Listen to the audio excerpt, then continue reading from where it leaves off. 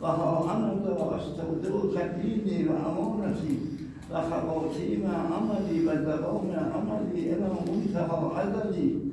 السلام علیک یا سیدی و یا مولای و حق اجدادک الطاهرین. سلام علیکم. آموزان اول کسی که پیشنهاد دادید من روحانی بشم شما بود. اول کسی که لباس به تن من کرد شما بودید. اول کسی که عمامه سر من گذاشت شما بودید. اول کسی در تهران در خونش رو باز کرد برای من شما بودید.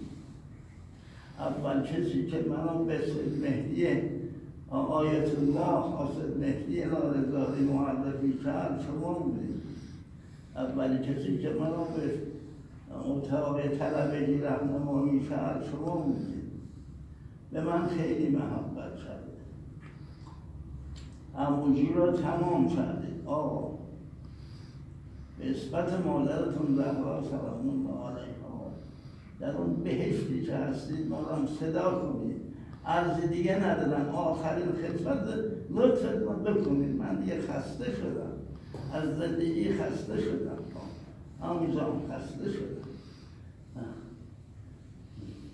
ندارم دردی اما اون چنانم خسته از هستی که در دست ازل مویی ز من خواهد سرفتون. راضیم به رضای خدا. همه چی خدا آموزان به من داده.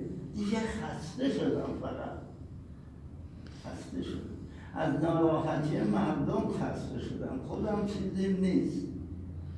امسال فرار کردم اصفهان.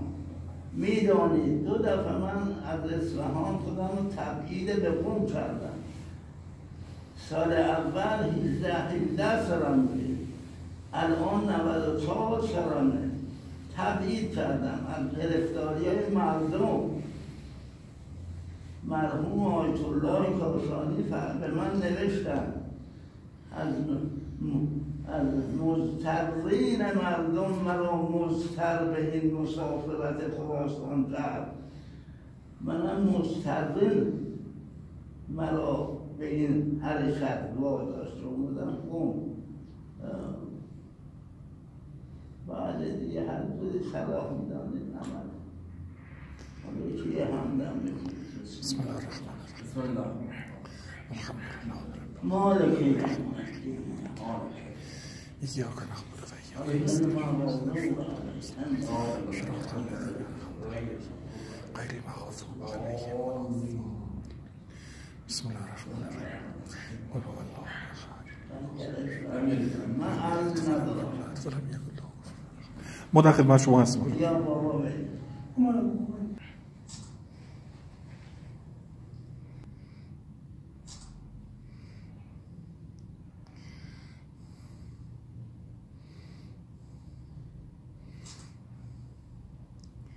یه ذره میشه